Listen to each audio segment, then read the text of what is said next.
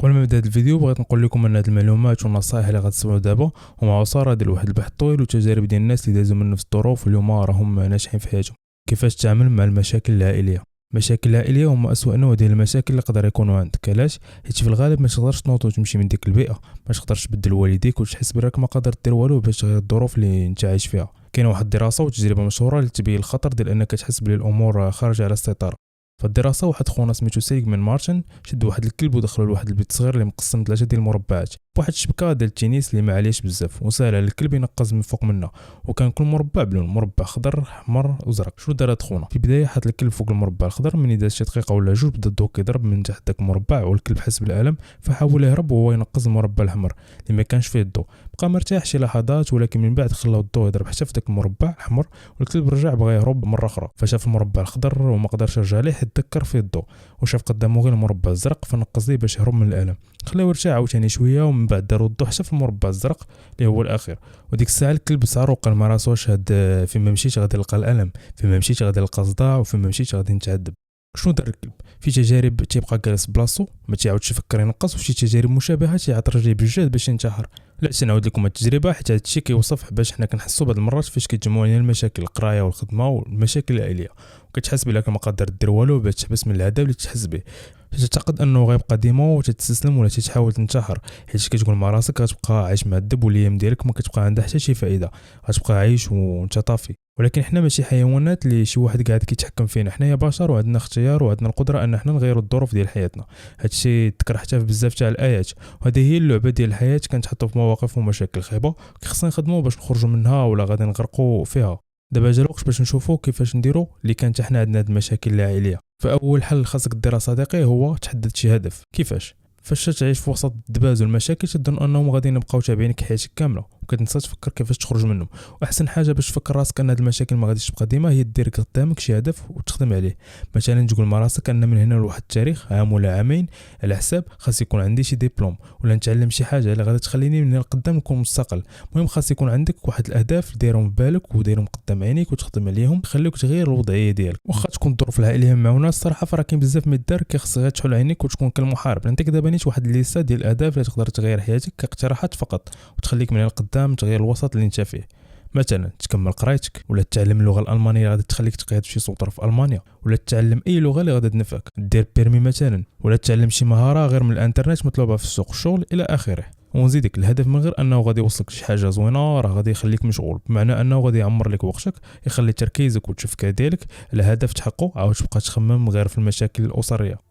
تاني حاجه بقاو ديروها ديما وهي حاولوا تخرجوا شويه من الدار. واحد ما كان فيه الالم والمعاناه وتوكسيك خصنا مره نبعدوا عليه بما سهل الله، ونبعدوا عليه بمره. خروج شويه من الدار واخا غير نص ساعه ولا ساعه، المهم هو تخرج وتغير الجو. الخروج ماشي الهروب، ماشي انك تهرب من المشاكل، ولكن فرصه باش الدماغ ديالك يرتاح، وماشي غير الراحه النفسيه، الحركه حتى هي مهمه. ماشي شويه او الجلوس في الحديقه واي نشاط خفيف كينقي الدماغ وكيخلي الطاقه السلبيه تهرب. هادشي كامل كيعطيك شعور بالسلام الداخلي وكتولي قادر تفكر بطريقه واضحه. واحد حاجه مهمه كذلك، الطبيعه والبيئه الخارجيه كتساعد بزاف، كتخليك تفكر اكثر في الحاجات اللي مهمه وماشي في المشاكل الصغيره اللي في الدار. انا اليوم غادي نعطيك فين تقدر تمشي مره وتثق بيا غادي تغير النفسيه ديالك بزاف. تمشي تزور شي واحد، ولا تخرج مع صديق مثلا، ولا تقيد في دار الشباب ولا صال دو سبور، ولا تمشي غير بوحدك. راه شحال من حاجه نقدروا نديروها غير بزيرو درهم، غير كيخصنا نزعموا ونجربوا ونخرجوا من منطقه الراحه ديالنا. ثالث حاجه اللي خاصك دير وهي العلاقات. فمادام الوسط العائلي فيه المشاكل خصنا تكونوا صداقات خارج هذا الوسط تكون ايجابيه بطبيعه الحال. راه فاش كنتلاقاو مع شخص اللي كنرتاحوا معاه راه هادشي كيخلينا نساو كاع المشاكل وكتجدد الطاقه اللي عندنا. واليوم لي ريزو سوسيو مواقع التواصل الاجتماعي سهلوا علينا هذه القضيه. راه تقدر صديقي العزيز تكونوا صداقات توليو عندك حتى نتايا اصحاب احسن من الواقع فقط عن طريق مثلا الفيسبوك. فشنو فيها اللي صيفطتي حتى نتايا انفيتاسيون شي واحد وتبدا تهضر معاه، فعاود ما تبقى غير كتشوف الريلزات وهميه وانت مكتئب. وهادشي كيذكرني بالاحصائيات اللي كانت دارت شحال هادي، ولقاو انه اكثر من 30% من الناس اللي مزوجين تعرفوا فقط عن طريق مواقع التواصل الاجتماعي، والعلاقات ديالهم كانت ناجحه. كيخصك فقط تاخذ الخطوات وما تبقاش راجع اللور، وديما تكون انت المبادر. راه غادي تلقى حتى نتايا الانسان واحد الصديق ولا صديقه اللي غادي ينسيك في كاع المشاكل وغادي يحفزك ويعطيك الطاقه الايجابيه باش تخدم على راسك. غير كيف ما قلت خاصك تكون انت الاول اللي كدير الخطوه، والباقي كيسالي غير بوحدو. النصيحة الرابعة وهي حاول تكون أناني، لأنه هذا هو الحل. بزاف تاع الأشخاص ما راضينش على الناس اللي عايشين معاهم، ما راضينش على العقلية المتخلفة التقليدية ديال الناس في الوسط الاجتماعي ديالهم، كيحاولوا يغيروا من العقلية والتفكير تاع هاد الأشخاص ولا طريقة العيش ديالهم، ولكن في الآخر كيبقى الحال على ما هو عليه. فانت وانتي براسك غتكون شحال من مره درتي اللي في جهدك باش تقنع شي واحد باش يتغير، باش يغير السلوك ديالو ولا الطريقه باش كيهضر مثلا، ولكن في النهايه كاع المحاولات باتت بالفشل. عرفتي علاش؟ حيت حتى انسان ما يقدر يغير شي انسان اخر اللي فعلا هو ما كانش باغي. فراه الله يقول سبحانه وتعالى في سوره الرعد الايه 11: ان الله لا يغير ما بقوم حتى يغيروا ما بانفسهم. فهذا هو الواقع. واخا تحمق راسك مع شي واحد ولا شي فرد من العائله ديالك، تبقى تهضر معاه الليل ونهار، راه ما غاديش تغير اللي ما بغاش هو. فمن شب على شيء شاب عليه. لهذا صديقي حاول تكون اناني وتوضع مصلحتك فوق كل شيء، وما تضيعش الوقت مع التخربيق وانت تكون مشغول ببناء المستقبل ديالك فقط. كي خاصك دير في راسك، راه في الاخير طال الزمان ولا قصير غتبقى غير راسك وغتدفن وتحاسب غير راسك. النصيحة الأخيرة اللي تقدر تجيك غريبة شوية وهي تربية الحيوانات الأليفة. تربية الحيوانات الأليفة مبقاتش غير هواية ولا زينة في الدار، بل ولات واحد الوسيلة نفسية فعالة وكيستعملوها بزاف تاع الناس باش يخفوا من التوتر ويتجاوزوا المشاكل العائلية ديالهم. فمجرد اللعب مع الحيوانات كالقطط مثلا وحتى اللمسة كيخليو الجسم يفرز هرمونات السعادة، والهرمونات التوتر كيهبطوا. ولهذا وجود حيوانات أليفة في وسط الدار كيخلق جو مختلف تماما، حيت كيدخل الدفء والطمأنينة وكيعطي واحد الطاقة إيجابية كتغير المزاج ديال الأفراد. فاش كتكون العائلة عايشة ضغوطات وسوء تفاهم، فوجود الحيوانات الأليفة كالقطط ولا الفراخ ولا الإكواريوم في الحوت كيخلي كل واحد يرجع يفكر بهدوء. زيادة على هذا الشيء، الحيوانات كتكون جسر للتواصل بين أفراد العائلة، حيت يقدروا يجتمعوا يهضروا غير عليها.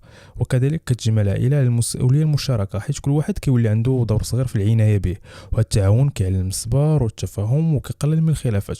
قبل ما نسالي في هذا الفيديو بغيت تحيد منكم واحد الفكره اللي غلطه وبزاف. كاين اللي كيعتقد ان المشاكل اللي دايره به في الوسط الاجتماعي ديالو بسبب هو. بزاف ديال المرات فاش تنبغيو شي حاجه وما تصدقش نقول مع راسنا مالنا حنايا وتنبقاو نلوموا راسنا وتنشوفوا ان المشاكل ديالنا بسبب ديالنا حنايا، في حين ان المشكل خارج علينا. الحل في هذه الحاله هو تشوف الناس اللي تيعانيوا من نفس المشكل او اي مشكل اخر، وديك الساعه تسمع ليهم ويبان لك بان راه ماشي هما السبب في المشكل، وتفكر راسك ديك الساعه وتحس بلي راه حتى انت ماشي السبب ديالك في هذه المشاكل اللي عايش فيها نتايا. واخا عقلك كيبغي يقنعك بلي انت سبب المشكل، ما تيقوش وديما عرف بلي اي مشكل عنده حل، وبلي حتى مشكل ما غادي يدمر لك حياتك كامله. هنايا غيكون سال الفيديو ديالنا. ما تنساش دير هذه المعلومات في بالك وتقيدها في شي ورقه، ودير متابعه للباج اسامه مومن في يوتيوب. راه هاد الصفحه غادي نلوحو فيها شي فيديوهات اللي غادي تنقل الحياه ديالك لواحد الليفل اخر، واحد المستوى اخر.